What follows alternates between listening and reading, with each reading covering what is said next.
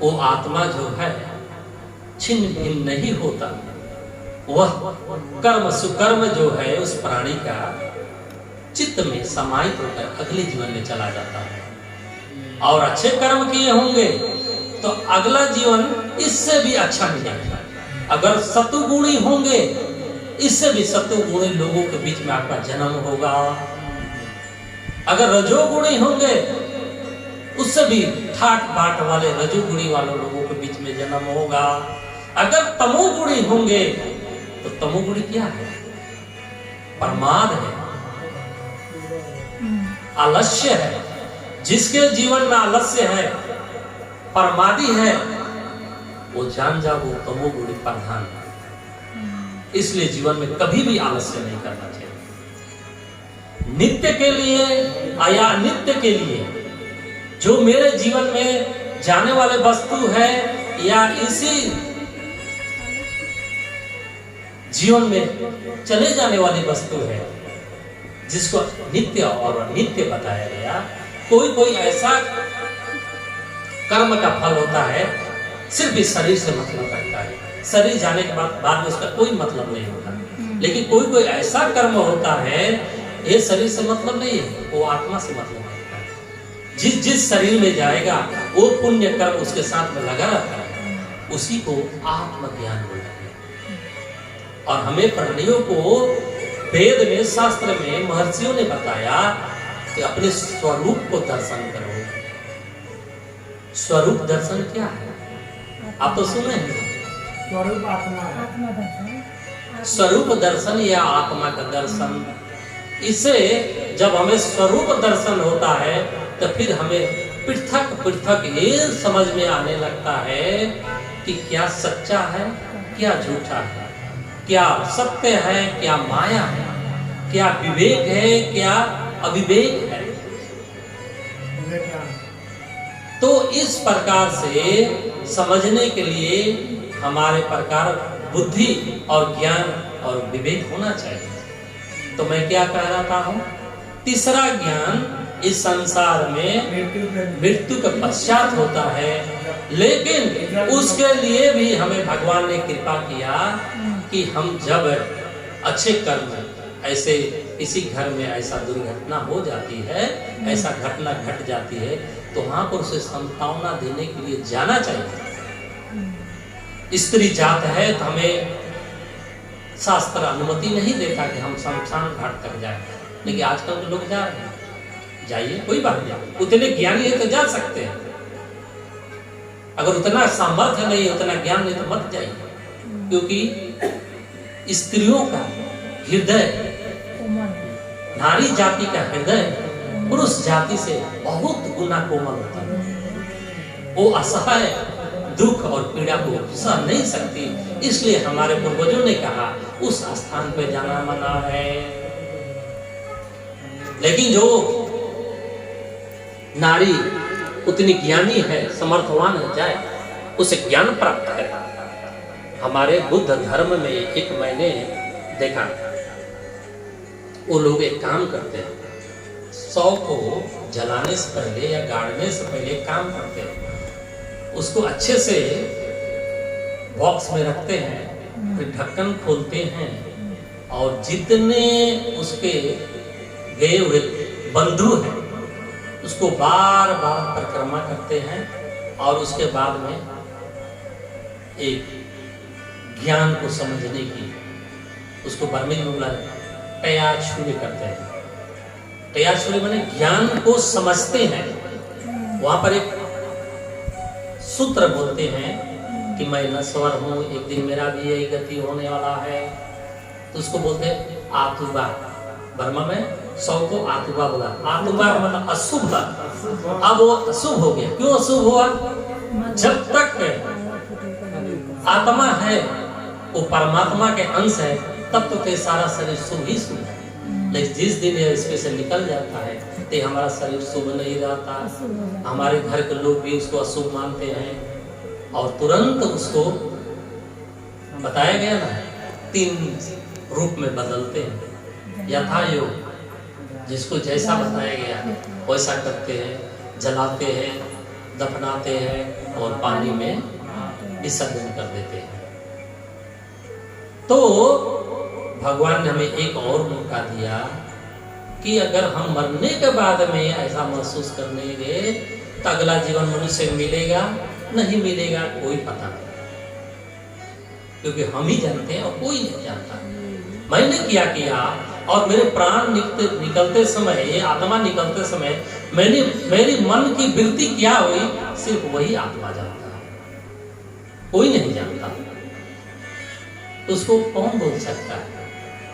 लेकिन हमारे हिंदू धर्म में, हमारे परंपराओं में ऐसा ऐसा बताया गया, लोगों को समझाया गया कि ताकि इससे भी समझ सके। वो क्या करते, मैंने सुना हूँ, देखा भी हूँ, मरने के बाद में जब उसको शमशान घाट पहुंचा कर आते हैं तो एक रात को नरम राख जैसा कुछ स्थान बनाते हैं और जाके कहते उसमें देखो, उसमें लिखा गया कि एक किस योनि को गया है। ये पुरानी परंपरा है, सिर्फ वही जानता है और कोई नहीं जानता है। मतलब मन को शांति पहुंचाने के लिए, ताकि आप भी ऐसा समझें, बार बार बुद्धि में ये विवेक बुद्धि आत्मा को समझाएं कि अंत में हम कुछ नहीं कर सकते, ये शरीर पड़ा रह जाएगा, हमारे संबंधी जला देंगे, इसको अंतगत कर देंगे, इससे पहले हम समझ जाए। तो ज्यादा समय भी नहीं है, विषय तो बहुत है, लेकिन एक छोटी बच्चों के लिए दृष्टांत देता हूं, समझने की।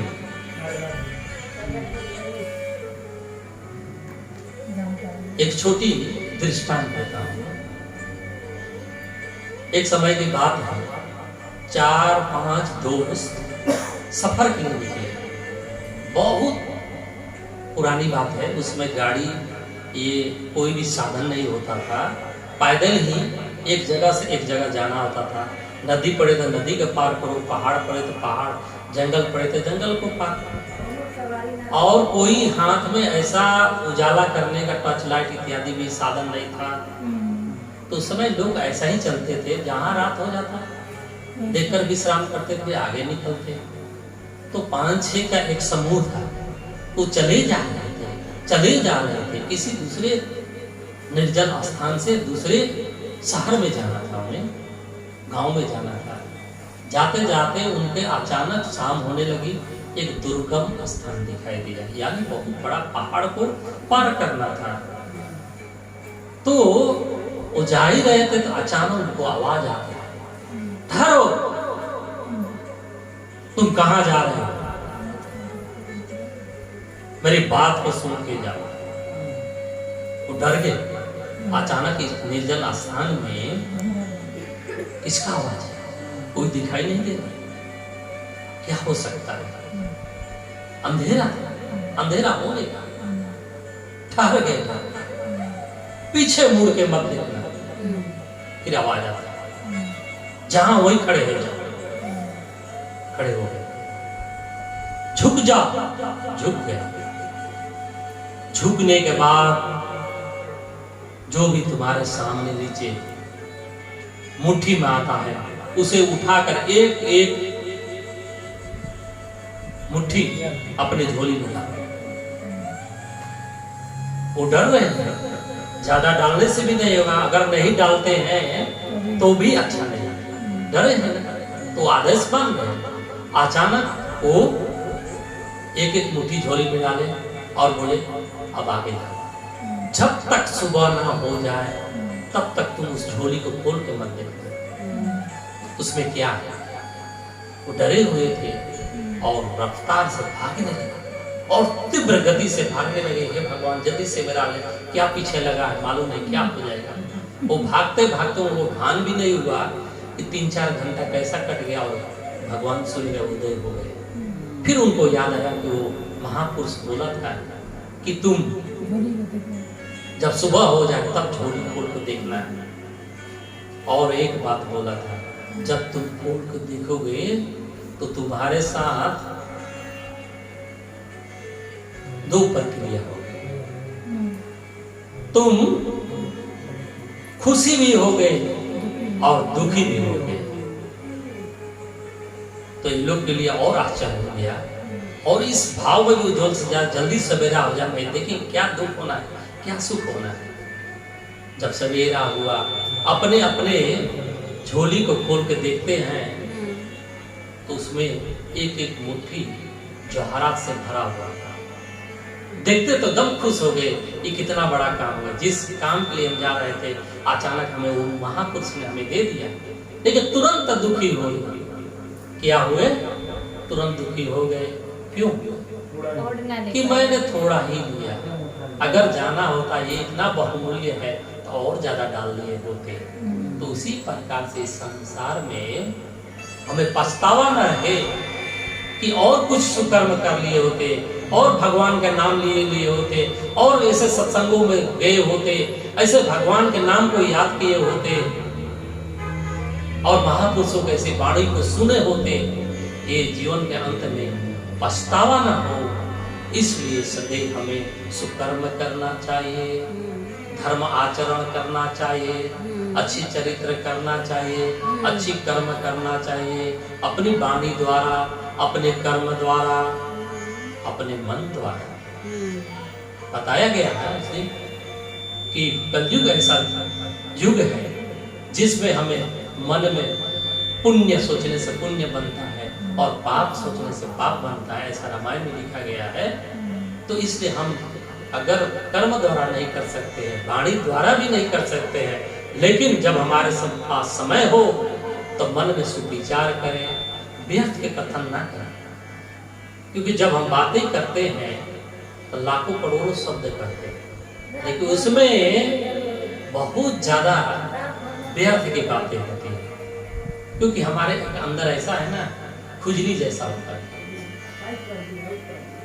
क्योंकि किसी के अपमान की बातें, किसी की बेइज्जत की बातें, किसी को नीचा दिखाने की बातें आता है तो सभी को तो ये मन में भावना ऐसी नहीं होती कि उसके लिए हम सद्विचार कर लें। ऐसे तो महान पुरुष है। अगर किसी के बारे में ऐसा सोचे रात भर बैठ के कोई वो बहुत दुखी है, उसको किस प्रकार से हम सब मिलकर सुख कर दे, ये तो बड़ी महान बात है। करना भी चाहिए, एक रात क्या 5 रात करो। लेकिन अगर हमें उसमें मीठा मीठा आनंद आ रहा है, चलो हम तो लगता था मैं ही दुखी हूँ, लेकिन हमसे तो ज्यादा वो दुखी है। अरे वो इतना गरीब हो गया, मैं तो जानता ही ना, आज तो मालूम हमसे भी गरीब हो गया, ये इतना दुखी हो गया, उसका बेटा बेटी ऐसा नालायक है, मैं तो अभी सुना भी जाना। नॉलेज के लिए जान सकते हो, उससे आपको धोखा ना हो, उससे आपको सबक मिले, इसके लिए तुम सुन सकते हो, जान सकते हो। लेकिन उसको अपने जीवन में आनंद मजा लेने के लिए करते तो वही दोष लगता है। अगर उसमें करुणा है, दया है, मुदित भाव है, उपेक्षा के भाव है, तो वही धर्म है। अगर उसमें दया नहीं है, मजा है, दूसरे के दुख से तुम सुखी हो रहे हो, अनुभव कर रहे हो, वही पाप।